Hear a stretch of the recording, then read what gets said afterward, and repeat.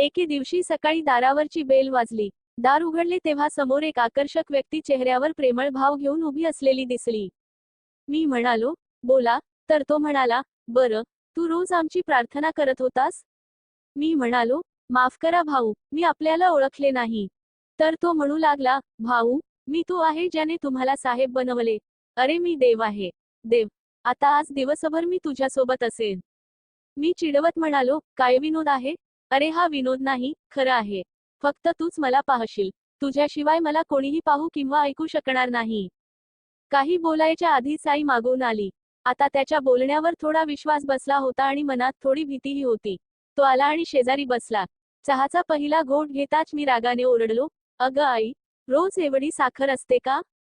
असे सांगितल्यावर मनात आले की जर तो खरोखरच देव असेल तर आईवर कोणी रागावले हे त्याला आवडणार नाही. मन शांत केले आणि समजावूनही सांगितले की बाबा रे, आज कोणीतरी तुझ्यावर लक्ष ठेवून आहे, जरा सांभाळून. मग मी जिथे जिथे गेलो, तो माझ्या मागे मागे आला. थोड्या वेळाने मी आंघोळ करायला बाथरूमकडे निघालो, तोही बरोबर आला.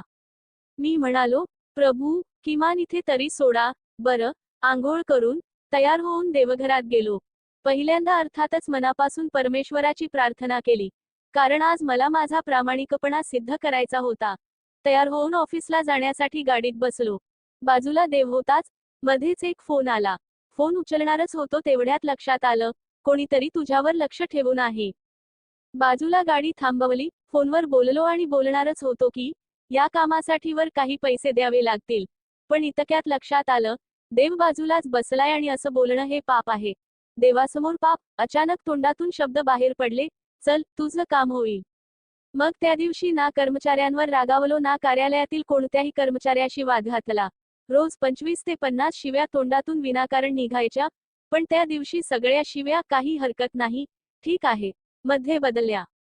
तो पहिला दिवस होता जेव्हा क्रोध, अभिमान, दुष्टपणा, लोभ, अपशब्द, अप्रामाणिकपणा, खोटे, हे सर्व माझ्या दैनंदिन जीवनाचा भाग बनले नाही. संध्याकाळी ऑफिसमधून निघालो, गाडीत बसलो, मग शेजारी बसलेल्या देवाशी बोललो.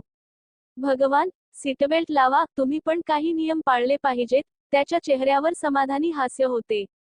घरी जेवायला बसलो, प्रभू, आधी आपण सुरुवात करा.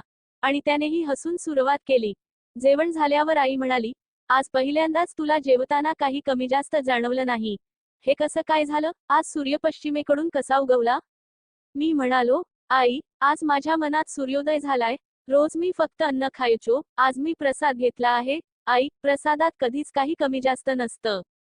थोडी शतपावली केल्यावर मी माझ्या खोलीत गेलो, शांत चित्ताने ओशीवर डोकं टेकवलं. देवानं डोक्यावर प्रेमाने हात ठेवला आणि म्हणाला, आज तुला झोपण्यासाठी कुठल्या संगीताची, औषधांची किंवा पुस्तकाची गरज नाही. कोणीतरी गालावर थाप मारली आणि गाढ झोपेतून जागा झालो. किती वेळ झोपणार? उठ आता. आईचा आवाज होता. कदाचित ते स्वप्नच असेल. हो, ते स्वप्नच होतं, पण झोपेतून उठलोय. आता त्याचा अर्थ समजला. कोणीतरी तुझ्यावर लक्ष ठेवून आहे. ज्या दिवशी आपल्याला समजेल की तो पाहत आहे, तेव्हा सर्व काही ठीक होईल. स्वप्नातील विचारही तुमचे डोळे उघडू शकतो.